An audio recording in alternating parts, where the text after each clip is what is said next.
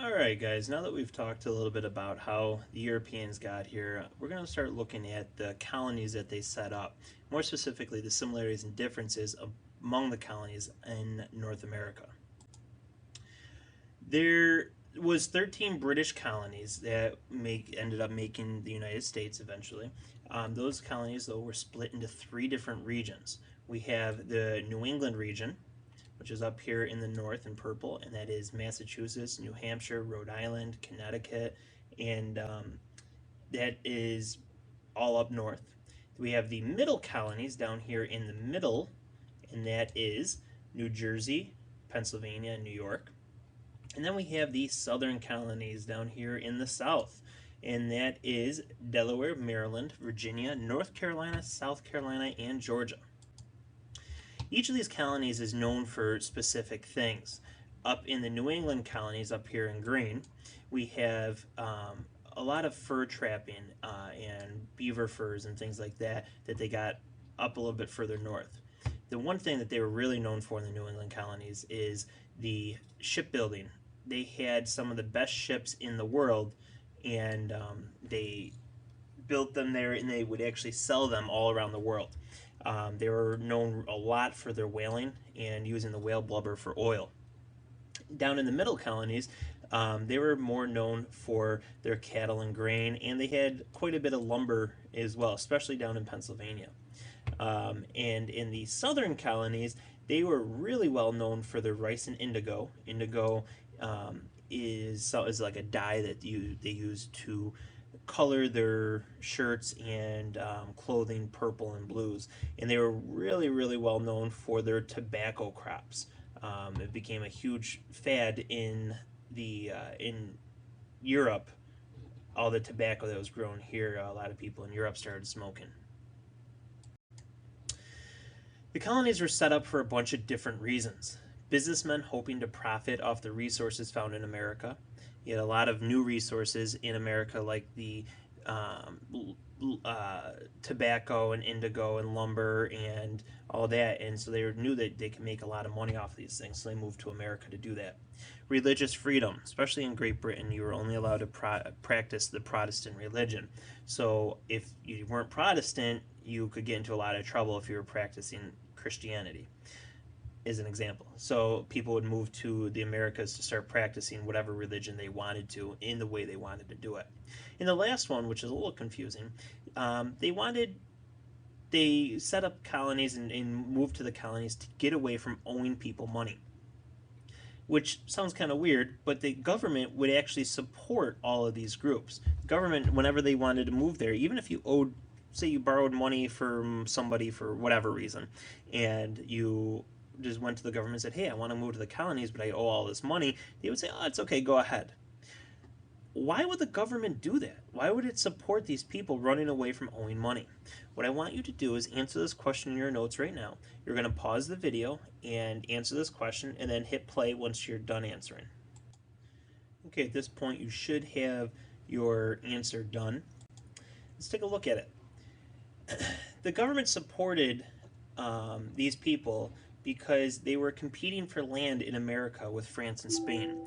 The more people they had in America, the more land that could be developed and claimed for England.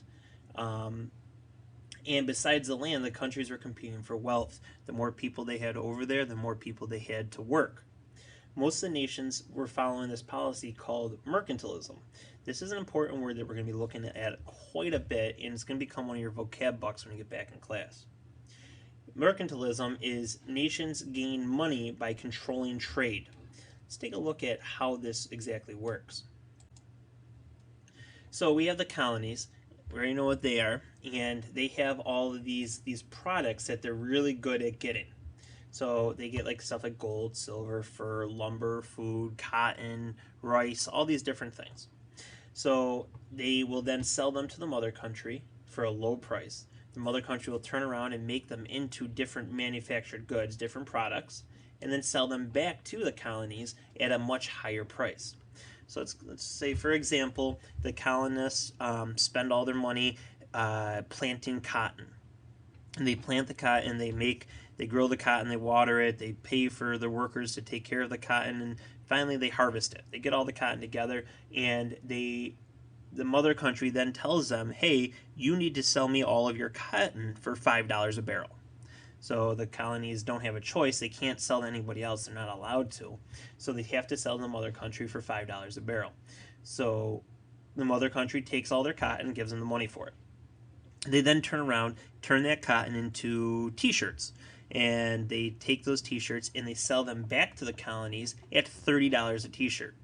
Doesn't sound very fair. The colonies are doing most of the work and not making as much money as the mother country is. So might say, why are the colonies buying it from the mother country? And the reason is the mother country tells them, hey, you have no choice but to buy from us. Nobody else, you can't buy from anybody else. No other countries are allowed to come in and sell or buy from you guys. So the colonies would supply raw materials for England's factories. England would turn these raw materials into finished goods and sell them to other countries or back to the colonies. In 1733, England had control over the whole Atlantic coast, divided among 13 colonies, all sending goods back to them.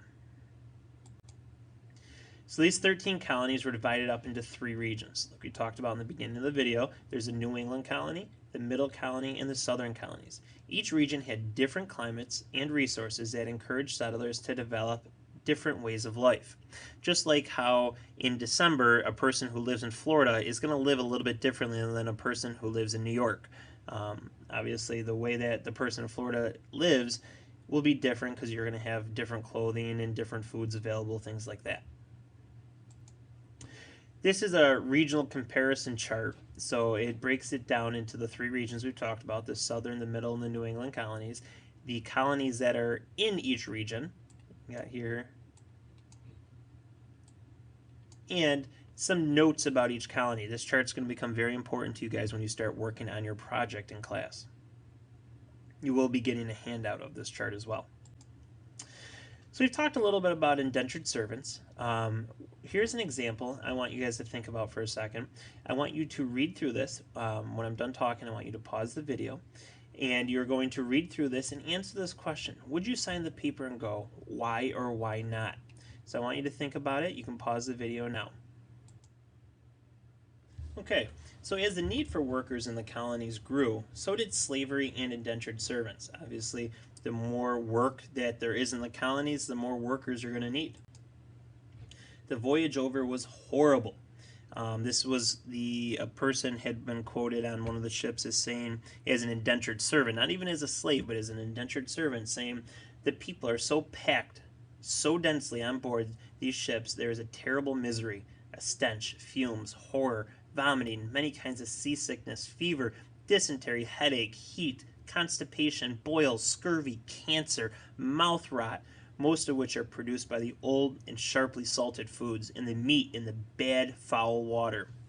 It does not sound like a very pleasant place to me, especially when the food and the water are causing your mouth to literally rot. Indentured servants are people who traded several years of their free services to someone who will pay to take them to America. America, it was expensive getting over here. It cost them a lot of money. They would spend hundreds of dollars, which doesn't maybe not seem like too much right now, but back then that was a lot. And so they would have to go to a rich person and say, hey, I want to come to America. And he's like, well, I'm not going to pay for you. What are you going to do for me? So he would turn around and say, okay, hey, look, I'll work for you for 4 to 7 years for free. I'll do whatever you ask me to do. In return, you pay for my voyage over. And so that's what indentured servants did. They wanted to come here for a bunch of different reasons. They had a chance to own their own land. There wasn't a lot of opportunity to own land in Europe. Europe's been around for thousands of years, so most of the land had already been taken. They wanted to start a new life. Maybe they had issues, no jobs, things like that. They wanted an opportunity to start new. They wanted religious freedom, like we talked about earlier. Or many were actually forced to come. Prisoners were sent here to work off their debts. And this is a picture, this is where we're going to stop for today. This is a picture of what indentured servants might be doing, what it would look like working on these farms. So what I want you to do is I want you to go back and I want you to look through the video again, and I want you to write down 3 questions you had about this video or the information in this video, and we're going to start off by sharing them next class. Next class, when you guys come in, we're going to start a project. After we're done talking about these questions, we're going to start a project, but make sure you have your notes done. That's really all I have for you guys today. Thank you very much for watching. I hope you guys all have a great night.